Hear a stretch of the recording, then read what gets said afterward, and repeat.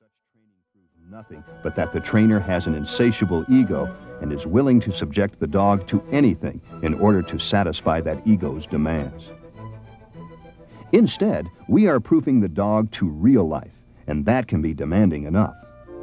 At an obedience trial, you and your dog may encounter loose dogs, toys bouncing outside the ring or even inside it, loud noises, or spectators leaning over the ring ropes while holding enticing hot dogs. You can proof your dog's performance against such distractions, but you should do so in a fair and reasonable manner. Many trainers omit the proofing phase, but this stage of training is needed for reliable consistency. You must go through all three phases: teaching, correction, and proofing for every little thing the dog will do in competition.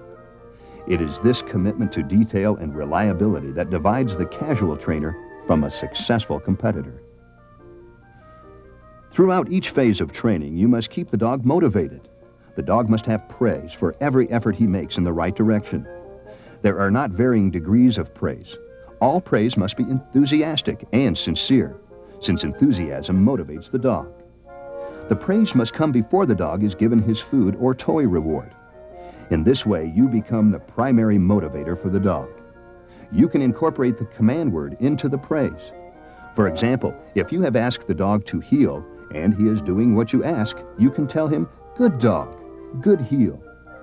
This practice helps to form a clear association in the dog's mind as to what he is being praised for. The dog should hear the word "good" quite often. It has a specific meaning, which is, keep going, you're on the right track. You must also teach the dog when he may and may not have his motivator, if it is still within sight. He may take the food or toy only with your permission, which you will give him by telling him, "Get it."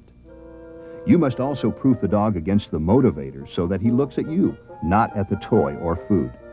If you have not proofed the dog off the motivator becomes a distraction rather than a training tool.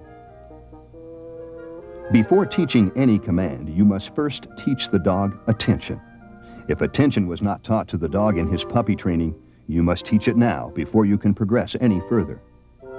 Attention is the cornerstone of all of the dog's work, and you will begin by teaching the dog